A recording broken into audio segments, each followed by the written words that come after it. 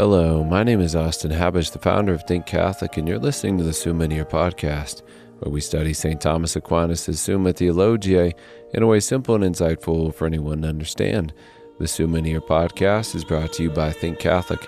Taking 2 questions of the Summa a day, we'll seek to summarize St. Thomas's responses, discovering the brilliance of Aquinas and his Catholic faith. This is day 293. So let's get started. We're covering today questions 71 and 72 of the supplement to the Summa, that is of the Suffrages for the dead and of prayers with regard to the saints in heaven. The translation that I always use in these podcasts is the one generously provided to me by Ave Maria Press, the 5-volume set translated by the Fathers of the English Dominican province, which you can now get at a discounted price from Ave Maria Press's site by typing in the code SUMMA10. And so here we go. Article 1, whether the suffrages of one person can profit others. By suffrages, here we mean, can the prayers and merits or supernatural reward of one person be helpful to others? Since in charity we're all one, as Scripture says, by the one Spirit we've all been baptized into the one body, then our merits and prayers can profit others insofar as they are part of us, one in that same mystical body. To quote St. Thomas, he says, "The work that is done for another becomes his for whom it is done. And in like manner, the work done by a man who is one with me is somewhat mine. Hence it is not contrary to divine justice if a man receives the fruit of the works done by a man who is one with him in charity, or of works done for him. This also happens according to human justice, so that the satisfaction offered by one is accepted in lieu of another's." We see this reality of one's suffrages profiting another exemplified in St. Paul, who wrote in Colossians chapter 1, "Now I rejoice in my sufferings for your sake, and in my flesh I complete what is lacking in Christ's afflictions for the sake of his body, that is the church." Not, of course, meaning that Christ's afflictions are somehow deficient, but that the grace Christ merited on the cross can then move his members, such as St. Paul, to then in love suffer in satisfaction for the faults of others. Article 2, whether the dead can be assisted by the works of the living. The dead can be assisted by the works and prayers of the living as regards making up for these small faults or sins they committed in this life, similar to how my extra cash, let's say, can go to helping pay another's debts. Yet we cannot merit for anyone eternal life, which only Christ merits and his supernatural gift can procure. Therefore, although one's good works cannot change the state of a man from damnation to salvation, they can assist those already in a state of grace and thus united to us or to the ones making satisfaction by charity. Aquinas says here, "The suffrages of the living profit the dead in 2 ways, even as they profit the living, both on account of the bond of charity and on account of the intention being directed to them. Nevertheless, we must not believe that the suffrages of the living profit them so as to change their state from unhappiness to happiness or vice versa, but they avail for the diminution of punishment or something of the kind that involves no change in the state of the dead." Article 3, whether suffrages performed by sinners profit the dead. Normally speaking, we can atone for another insofar as we are one with them, one body in Christ via charity. Therefore, the one who is not in this state of grace seems to be unable then to assist others by their merits. However, for example, if a man in charity who is dying asks that others say prayers on their behalf, even if they be sinners, the one saying the prayers, it seems, for the sake of the man who died in charity, God would hold these prayers efficacious. Or if the church, through its official ministers, the priests, offer something for the sake of the dead, thus even if the priest be in a state of mortal sin, the merits of the Mass and the rite of burial can and does profit those who have died. In a word from St. Thomas here, although the sinner's prayer is not acceptable insofar as he is offensive, it may be acceptable to God on account of another in whose stead or at whose command he offers the prayer.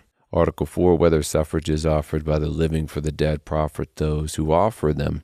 Absolutely, because it's an act of mercy to seek to alleviate the misery of those who offer them. And our Lord promises the following, "As you did it to one of the least of these brethren, you did it to me, and whoever gives to one of these little ones even a cup of cold water because he is a disciple, truly I say to you, he shall not lose his reward." Thus, in seeking to assist others, our God assists us. This is the divine economy of mercy. The mercy given to others also in a way returns to oneself. Article 5, whether suffrages profit those who are in hell. In the words of our article, beginning with a quote from Augustine, "If a man depart this life without the faith that worketh by charity in its sacraments, in vain do his friends have recourse to such like acts of kindness. Now all the damned come under that head, therefore suffrages profit them not." And I would also like to call to mind here the instance in 2 Maccabees where the Jewish soldiers prayed for the dead who had died with medals of idols, along with Aquinas' explanation of that. So to begin with 2 Maccabees, it's written, "Then under the tunic of every one of the dead they found sacred tokens of the idols of Jamnia, which the law forbids the Jews to wear, and it became clear to all that this was why these men had fallen. So they all blessed the ways of the Lord, the righteous judge, who reveals the things that are hidden, and they turned to prayer, beseeching that the sin which had been committed might be wholly blotted out." Now, this doesn't mean that the people of Israel thought that idolaters could somehow be prayed into heaven, but instead they must have considered the fault of these men as something smaller, small enough that prayers might benefit them. To quote Aquinas, he comments here saying, "The donaries to the idols were not found on those dead so that they might be taken as a sign that they were carried off in reverence to the idols, but they took them as conquerors because they were due to them by right of war. They sinned, however, venially by covetousness, and consequently they were not damned in hell, and thus suffrages could profit them. Or, we may say, according to some, that in the midst of fighting, seeing they were in danger, they repented of their sin. According to Psalm 77, when he slew them, then they sought him. And this is a probable opinion, wherefore the offering was made for them." Article 6, whether suffrages profit those who are in purgatory. In a sentence from our article, the punishment of purgatory is intended to supplement the satisfaction which was not fully completed in the body. Consequently, since, as stated already, the works of one person can avail for another's satisfaction, whether the latter be living or dead, the suffrages of the living, without any doubt, profit those who are in purgatory. Article 7, whether suffrages avail the children who are in limbo. To respond to our article, Aquinas says, "Unbaptized children are not detained in limbo, save because they lack the state of grace. Hence, since the state of the dead cannot be changed by the works of the living, especially as regards the merit of the essential reward or punishment, the suffrages of the living cannot profit the children in limbo." Article 8, whether suffrages profit the saints in heaven. Also answered briefly in our article.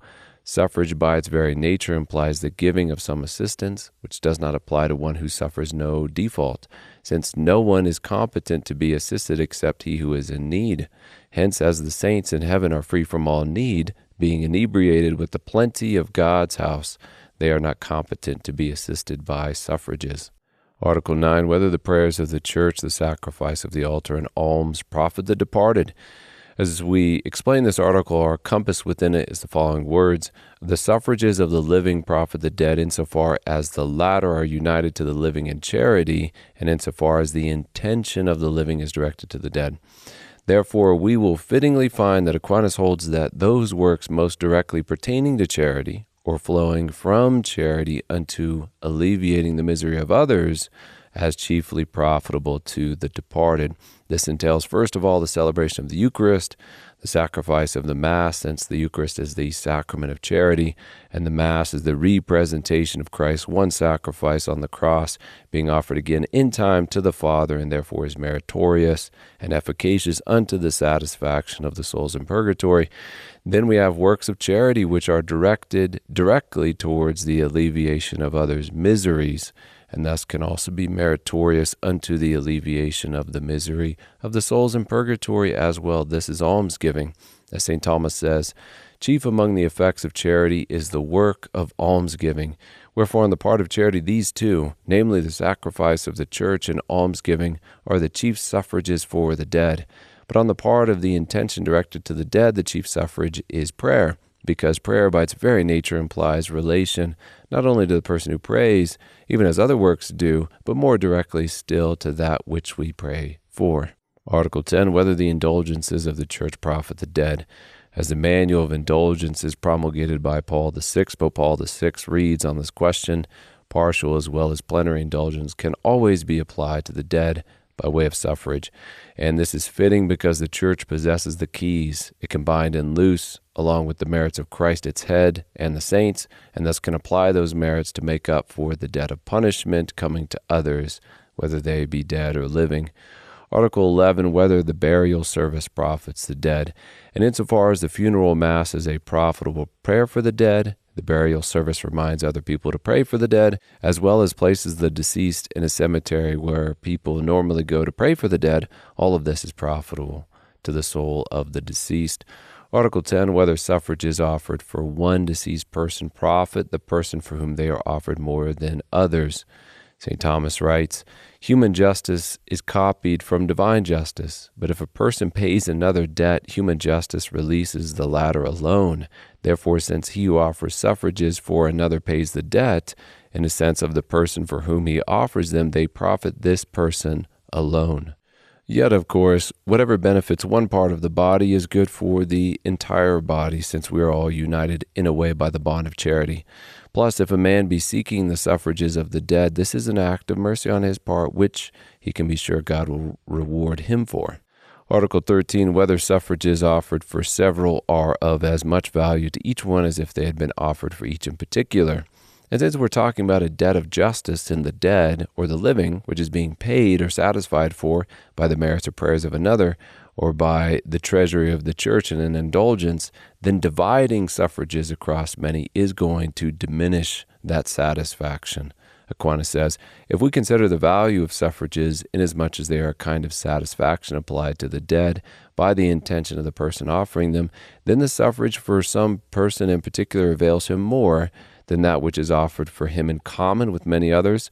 For in this case, the effect of the suffrages is divided in virtue of divine justice among those for whom the suffrages are offered. Article 14, whether general suffrages avails those for whom special suffrages are not offered, as much as special suffrages avail those for whom they are offered in addition to general suffrages. Sometimes we pray for the dead in general, and sometimes we pray for the dead in general as well as one person specifically. And in these cases, it is reasonable that both the general as well as the special or particular suffrages should assist the individual, unless, of course, they do not require such additional suffrages, which in that case, by the mercy of God, such prayers are then to benefit others in the body of Christ who do require such assistance.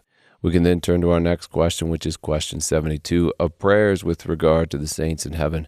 Article 1, whether the saints have knowledge of our prayers. The saints have knowledge of the dealings on earth, as Scripture depicts in the book of Revelation, chapter 6. I saw under the altar the souls of those who had been slain for the word of God and for the witness they had borne.